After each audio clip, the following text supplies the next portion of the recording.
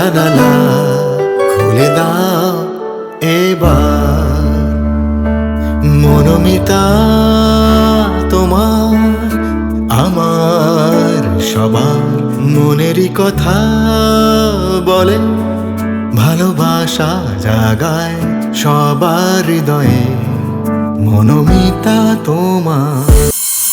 নমস্কার মিতারা, আমি সুরঞ্জনা। আজকে মনোমিতার নতুন পর্ব শুরু করব। দিব্যশ্রী আছে আমার সাথে, আর আছে আমাদের আজকের এপিসোডের নতুন একজন মিতা। তার নাম হচ্ছে মামুনি, এবং মামুনি দিয়ে আসছে কৈখালি থেকে। যথারীতি আমরা চলে যাব প্রথমেই মামুনিদের কাছে। জিজ্ঞেস করব তোমার কেমন লাগছে মনোমিতাতে এসে, প্রথম কথা। এবং তুমি মনোমিতা যে দেখছো, তো দেখে তোমার কি ফিল হচ্ছে ভেতর থেকে? আমার তো ভীষণই ভালো লাগছে। আর ফিল হচ্ছে মানে সবাইয়ের যে মনের কথাগুলো, যে সবার ভিতরে একটা থাকে কষ্ট, মানে থাকে, সেটা বলতে পেরে একটুখানি মনটা আরো হালকা হয়। এটার জন্য ভীষণ ভালো লাগছে। আমিও এসেছি এই জন্যই। মানে মনোমিতা দেখে মামুনিদি এখানে একটু হালকা হতে আসছে, কিন্তু হলে কি হবে, মামুনিদি বলছে মোটামুটি ভালো লেগেছে। কেন খুব ভালো লাগেনি সেটা আমি এবার জিজ্ঞেস করবো। আজকে এখানে এসেছি, এসে আমি আমার মনের কথাটা বলবো, বললে আশা করি আমার মনের মধ্যে আরো ভালো লাগা আসবে। মানে ভালো ওনার একটা অতৃপ্তি আছে। হ্যাঁ, মানে অতৃপ্তি থেকে উনি বলছেন যে আমি গিয়ে বলি কিছু। হ্যাঁ, একটু বললে আমি আর একটু ভালো লাগবে আমার। সে মানে যতক্ষণ না আমাদের সাথে এবং মিতাদের সাথে নিজের স্টোরিটা দেখি তুমি শেয়ার করতে পারছো, ততক্ষণ এই যে ভীষণ ভালো লাগা যেটা, সেটা তখন এক্স্যাক্টলি সেটা তখনও অবধি ওই খুলে বেরোচ্ছে না ভেতর থেকে। ওটা বলার পরেই বোধহয় ভীষণ ভালো লাগার ব্যাপারটা দিদি বলবে যে হ্যাঁ মনোমিতা, লাস্টে আমরা জিজ্ঞেস করব হ্যাঁ আমাকে কেমন লাগছে, ভীষণ ভালো লাগছে কিনা। এবার কি তুমি বলতে পারবে হ্যাঁ মনোমিতা খুব ভালো লাগছে? তো এই ব্যাপারটা আসবো। ঠিক আছে, অনেক মজা করলাম, চলে যাব সোজা দিদির স্টোরিতে।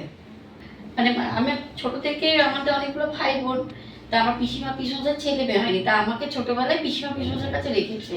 তা বড় করে বিয়েও দিয়েছে, ভালো মোটামুটি ভালোই চলছিলাম।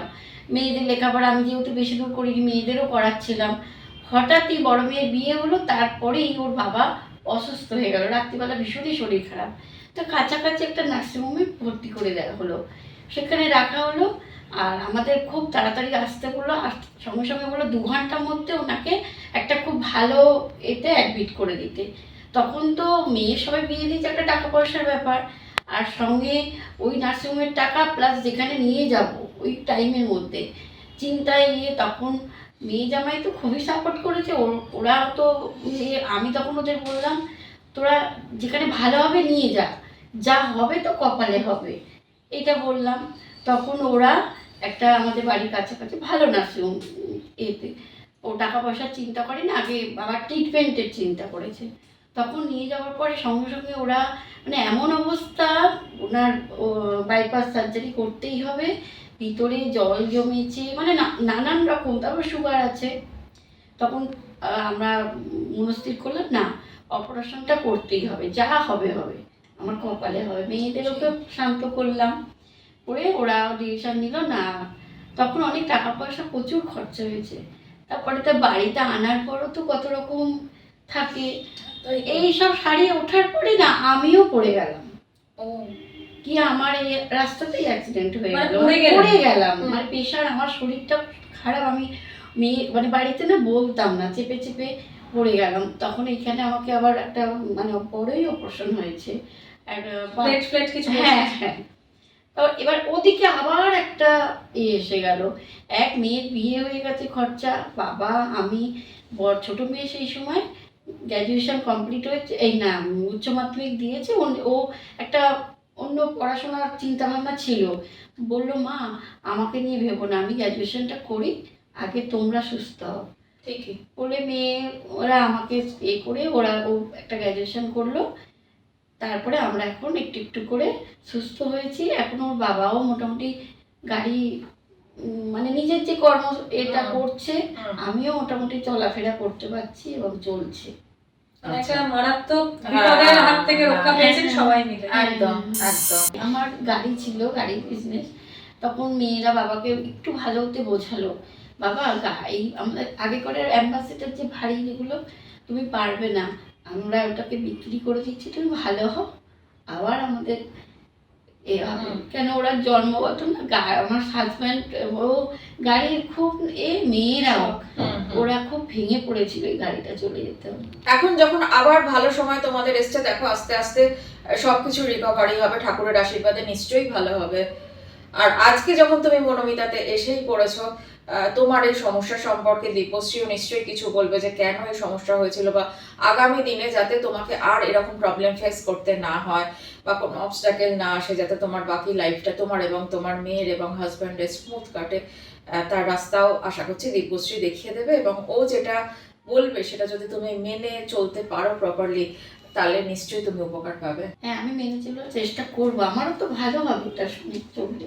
সেই প্রথম কথা হচ্ছে, এই ধরনের হঠাৎ করে যে বিপদ আসা, বিপদগুলো পরপর সবার উপর আসছে। প্রথমে ওনার হাজব্যান্ডের উপর এলো, তারপর উনি ওনার উপর এলো। এই বিপদগুলো কিন্তু হেলথের বিপদ আসছে। হেলথ ইজ ওয়েলথ, হেলথ অসুবিধা থাকলে ওয়েলথেরও অসুবিধা হয়ে যায়। আর নর্থ ইস্ট, নর্থ আর ওয়েস্ট, এই তিনটে জায়গার কম্বিনেশনের অসুবিধা থাকলেই এই অসুবিধাগুলো হয়। হ্যাঁ, এই তিনটে জায়গার একটা কম্বিনেশনের অসুবিধা থাকে। তো তাহলে এই মেন যিনি মেন ইনকামের সোর্স, তার ক্ষেত্রে অসুবিধা হয়ে যায়। এবং তারপরে যিনি হেল্পিং হ্যান্ড, আমাদের বাড়িতে একজন টাকা পয়সা আনে, একজন সেগুলোকে ঠিক করে ম্যানেজ করে। তো এই রাজা মন্ত্রী দুজনেরই অসুবিধা হয়ে যাচ্ছে। তো এগুলো কিন্তু এই তিনটে জায়গার অসুবিধার জন্য হয়। তো তার জন্য আপনারা কি করবেন যাতে বাড়ির লোকেরা সুস্থ থাকে একটু, বা কেন এই অসুবিধাগুলো হচ্ছে সেটাকে একটু ব্লক করতে, যেটা করতে হবে সেটা হচ্ছে একটা কাঁচের বাটিতে নীল রঙের কালি নিতে হবে। আগেকার দিনে দেখবেন আমরা তো ইম্পেরে লিখতাম, তখন কালিটা থাকতো। তো যাই হোক, নীল কালি বা এখন অনেক ব্লু থাকে না বিভিন্ন রকম। তো আমি কোনো কোম্পানির নাম ইউজ করছি না, বিভিন্ন ব্লু থাকে জামা কাপড় একটু নীল করতে। সেই একটা কাঁচের বাটিতে ওই একটা নীল জিনিসটা ঢালবেন, ঢাললে দেখবেন রংটা ব্লু কালার হয়ে যাবে। ওই জিনিসটাকে, ওই কাঁচের বাটিটাকে বাড়ির ওয়েস্টে একটু নর্থ ওয়েস্ট ঘেঁষে, ডাইরেক্ট ওয়েস্টে না, যেন সাউথের দিক ঘেঁষে না থাকে, সেই জন্য আমি একটু বললাম একটু নর্থ ওয়েস্ট ঘেঁষে, ওই ব্লু কালারের বাটিটা বাড়ির নর্থ ওয়েস্ট ঘেঁষে ওটা রাখতে হবে একটা নীল রঙের কাপড়ের ওপরে। ওটা ওপরটা ওপেন থাকবে, ওপর ঢাকতে হবে না, ঠিক আছে? এইটা কিন্তু আপনাদের রাখতে হবে। তাতে কিন্তু এই যে আকস্মিক বিপদের জায়গাটা যেটা আপনাদের এসেছিল, সেই জায়গাটা কিছুটা অসুবিধার সমস্যাটা সমাধান হয়ে যাবে। এখন ওনাদের সাথে ওনার মেয়ে জামাই এতটা হেল্প করেছে বলে সবসময় হেল্পিং হ্যান্ড পাওয়াও যায় না। কি করবেন এই বিপদ যেন না আসে, আগে থেকে কি করে এটাকে রক্ষা করবেন, তার জন্য আপনারা রেগুলার বেসিসে, এটা আমি সবার জন্যই বলছি, রেগুলার বেসিসে সন্ধ্যাবেলা বা যে কোনো একটা টাইমে আপনাদের সুবিধা মতো অল্প কর্পূরের মধ্যে একটু লবঙ্গ দিয়ে পোড়াবেন। লবঙ্গ দিয়ে পুড়িয়ে অল্প কর্পূর নেবেন যাতে লবঙ্গর ফ্লেমটা আসে। লবঙ্গর ফ্লেমটা একটু আপনারা নেওয়ার চেষ্টা করবেন।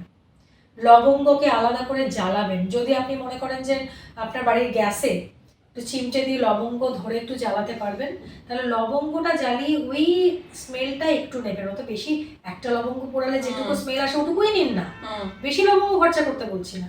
আর যদি 4-5 জন একসাথে 2-3টে লবঙ্গ একটু কোথাও পুড়িয়ে, কর্পূরদানিতে অল্প কর্পূর দিয়ে পুড়িয়ে সেই স্মেলটা নিন।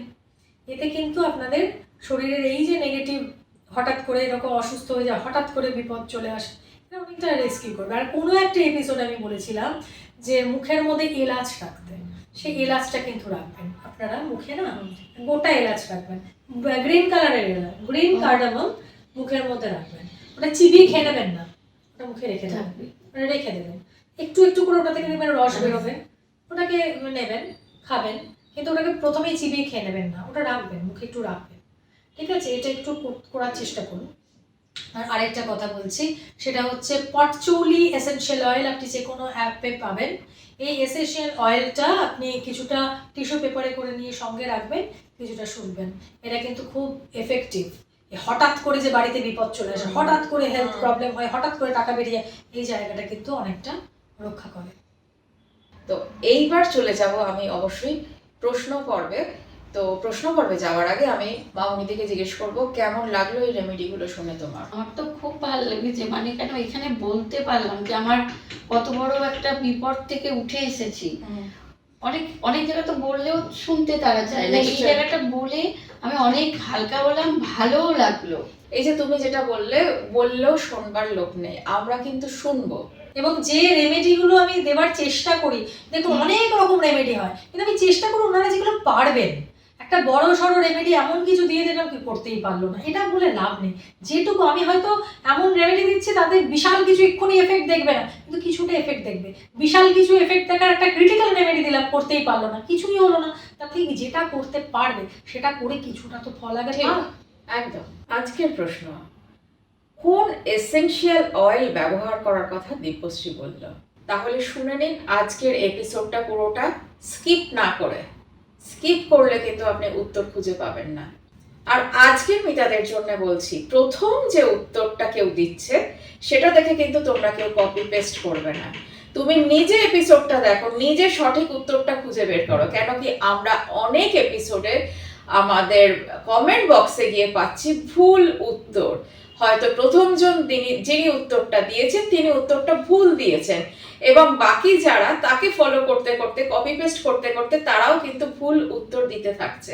হয়তো আমাদের টিমের কেউ সেটাতে লাইক করছে ঠিকই, কিন্তু তার মানে এই নয় যে উত্তরটা সঠিক আছে। সেটা তুমি পার্টিসিপেট করেছেন বলে হয়তো হ্যাঁ, একটা করেছেন। উনি পার্টিসিপেট করেছেন, আমাদের সাথে থেকেছেন, আমাদের ভালোবেসেছেন, মনোমিতা এপিসোড দেখেছেন, তার জন্য আমরা ধন্যবাদ দিয়ে সেটাতে আমরা লাইক একটা দিচ্ছি ঠিকই কথা, কিন্তু তার মানে এই নয় যে উত্তরটা সঠিক। তাই মিতারা, তোমরা সবাই ইন্ডিভিজুয়ালি এপিসোডটা দেখো, দেখে সঠিক উত্তরটা তুমি লেখো। আর তোমার সর্বোচ্চ যদি সঠিক উত্তর হয় তাহলে কিন্তু পরের মাসে অগ্রাধিকার পাবে তুমি আমাদের মনোমিতাতে আসবার জন্য। আমি একটি চমকপ্রদ কথা বলছি, চমকের কথা বলছি। সেটা হলো, যে মিতার এপিসোড ভাইরাল হবে সেই মিতার জন্য থাকবে আকর্ষণীয় সারপ্রাইজ। এইটুকু বলতে পারি, একটা দুর্দান্ত কিছু অপেক্ষা করে রয়েছে কারোর জন্য। সেটা কে, সেটা হয়তো তুমি নিজেই জানো কে, এটা হতে পারে তুমিও। তো তাই আর দেরি না করে তোমার এপিসোড যারা যারা করে গেছো, আগামী দিনে যারা করবে, তারা ভাইরাল করো এবং নিয়ে যাও আমাদের প্ল্যাটফর্ম থেকে সেই দুর্দান্ত গিফটটা। আজকের মনোমিতা কি দিচ্ছে মামুনিদিকে, চলো দেখে নিই।